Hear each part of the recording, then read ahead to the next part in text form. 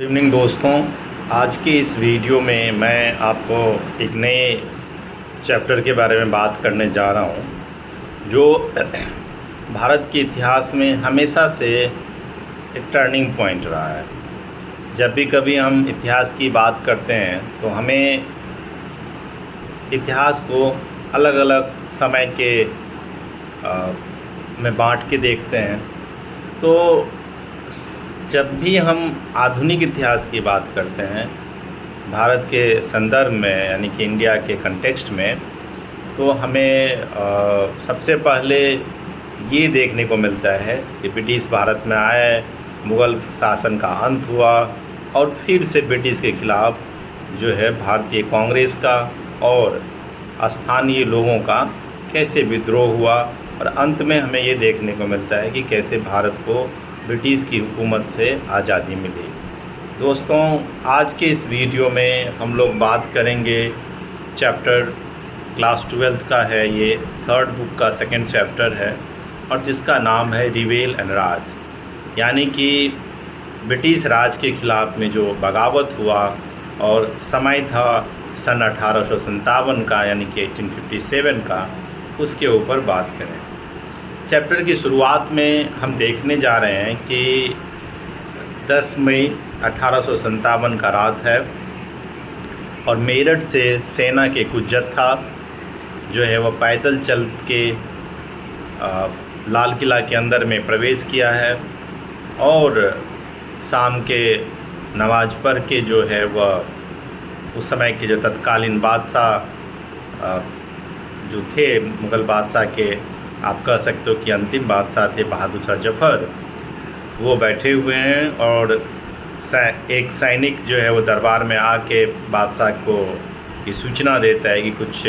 मेरठ से आए हुए सिपाही उनसे मिलना चाहते हैं। और इसी क्रम में जब वह जाते हैं मिलने तो सारी सूचना ये दी जाती है कि सिपाहियों ने अलग अलग जगहों पे, चाहे वो बैरकपुर में हो, चाहे कानपुर में हो, चाहे झांसी में हो या चाहे मेरठ में हो,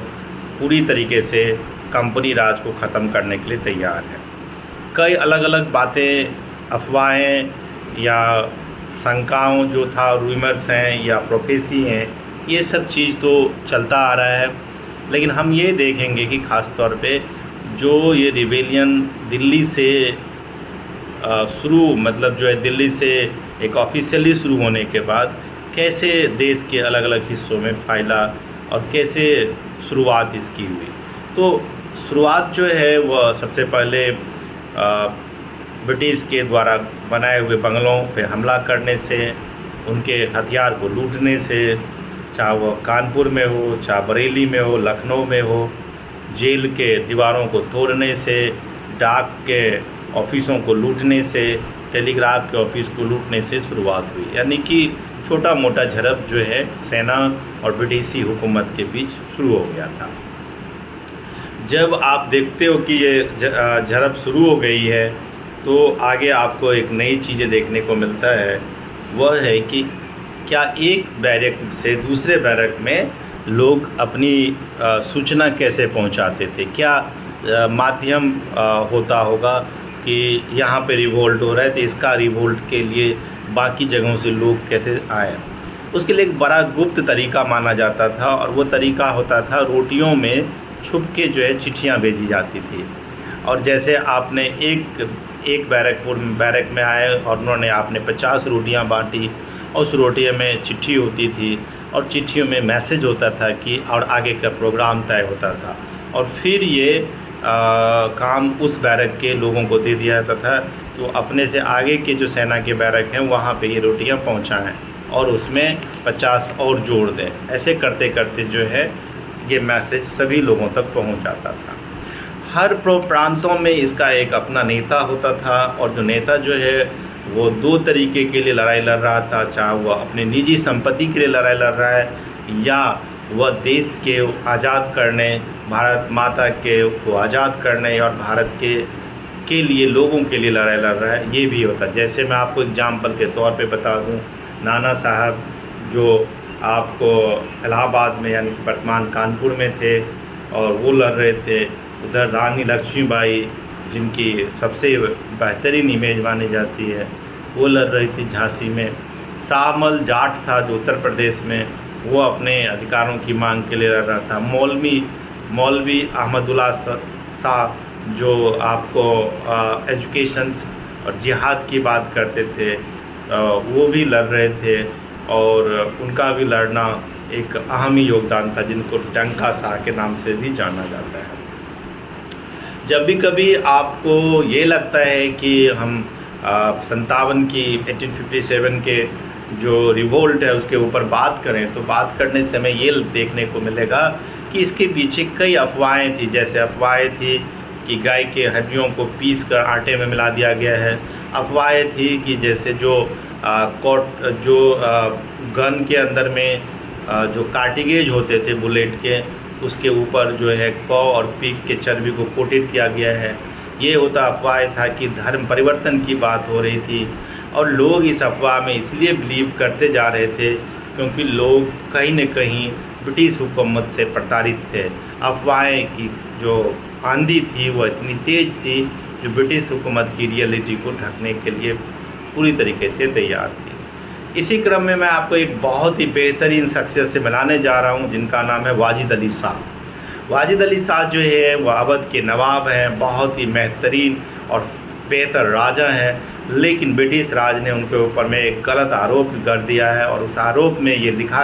बताया गया है कि वो अपने कार्य सही से नहीं कर रहे हैं, इसीलिए नवाब को ब्रिटिश हुकूमत को अपने अंदर में, और इवन लॉर्ड डलहौजी कहता भी था कि एक चेरी की तरह है और एक दिन अपने आप जो है कंपनी राज के मुंह में आ जाएगा। लेकिन ये उतना आसान नहीं था। जैसे ही नवाब को हटाया गया, वहाँ के तहसीलदारों ने ब्रिटिशी हुकूमत के ख़िलाफ़ बगावत कर दिया, और बगावत में पूरी तरीके से यही रखा गया कि नवाब बिल्कुल अपने जगह पे सही थे, और जिस तरह से ब्रिटिश हुकूमत ने जो कदम उठाया है वो गलत है। और उसके ऊपर में ये भी कहा गया कि हमारे तो जो है साहब है या हमारे जो नवाब जो हैं वो सबसे बेहतरीन हैं, उनको यहाँ से ले जाया गया है और उनके साथ जुल्म किया गया है, और कोई भी तहसीलदार ये मानने के लिए नहीं तैयार थे। और आम पब्लिक तो नवाब को जो है बहुत ही बेहतरीन प्यार करते थे। और रिबेल का जो मानना था, जो रिबेल जो चाहते थे, रिबेल का कई इसके दृष्टिकोण है। पहला तो जो किसान है उनको आज़ादी ये चाहिए कि उनकी ज़मीन उन्हें वापस कर दी जाए। दूसरा जो श्रमिक है या सेना है उनको समानता का अधिकार मिले। तीसरी बात है जो लोकल राजा थे उनके जो राज्य को छीने जा रहे थे डॉक्ट्रिन ऑफ लैप्स के थ्रू, तो वो चाहते थे कि डॉक्ट्रिन ऑफ लैप्स में उनके राज्य को भी ना छीना जाए और उनका अधिकार कायम रहे। और एक सिंबॉलिक ऑपरेशन था ये, आम भारतीय लोगों का जो समय के लिए एक समझो कि एक मिलजुल के जो है पूरी तरीके से एक संयुक्त रूप से ये ब्रिटिश हुकूमत के जो लंबे समय तक जो हमारे को एक्सप्लॉइट कर रही थी, शोषण कर रहे थे, उसके खिलाफ ये एक आंदोलन था। अगर आप देखो तो एक अल्टरनेटिव पावर भी बहुत ज़रूरी था। अल्टरनेटिव पावर तभी बन के दोस्तों आते जब ब्रिटिश हुकूमत यहाँ से जाता और लोकल और स्थानीय राजाओं को कुछ न कुछ मौका मिलता। हम बात करें अगर रिप्रेशन की, दबाने की बात करें कि क्या इसको दबाया जा सकता था कि नहीं दबाया जा सकता और कितना हद तक दबाया जा सकता था। रिप्रेशन में आप देखोगे कि ये है कि दबाना इसलिए उतना आसान नहीं था क्योंकि ये आप नहीं कह सकते कि एक जगह पे खाली ये रिवोल्ट हो रहा था, कई जगहों पे हो रहा था। और दबाने में मैं आपको बता दूं कि 2 लाख से ऊपर लोगों को जान गई, बहुतों को जेल में डाल दिया गया, बहुतों को फांसी की गई। और सबसे बड़ी क्वेश्चन मार्क जो आज के समय के इतिहास में है कि इस पूरे रिवोल्ट को ही कि इमेज पे ही क्वेश्चन मार्क लगाते हैं इतिहासकार। कोई कहता है कि ये रिवोल्ट था ही नहीं, कोई कहता है ये निजी व्यक्तिगत जो है आंदोलन था। और ख़ास तौर पर ब्रिटिश इसको अलग तरीके से सेलिब्रेट करते हैं। ब्रिटिश अपने आप को बहादुर समझते हैं, भारतीय लोगों को जो है कमज़ोर और डरपोक समझते हैं, और वो ये दिखाते हैं कि कैसे बारबरिक तरीके से भारतीय उनके परिवार, उनके महिलाओं को जो है टॉर्चर करना या उनकी इज्जत लेने के लिए ये सब किया गया था। तो ऐसा कुछ नहीं है, बल्कि इस पूरे रिवोल्ट जो एक अपने भारत माता के लिए जो लड़ाई लड़ी गई थी उसको बदनाम करने का एक साजिश है सबसे। और इसमें कई जगहों पे पिक्चर में भारतीयों को कमज़ोर दिखाया गया है, ब्रिटिशों को ताकतवर दिखाया गया है, भारतीयों को नीचा दिखाने का प्रयास किया गया है, ब्रिटिशों को ऊपर दिखाने की बात कर रही है। लेकिन दोस्तों, मैं अंत में छोटे से 2 लाइन में ये कहना चाहता हूँ कि कहीं न कहीं एक अच्छा मौका था जहाँ से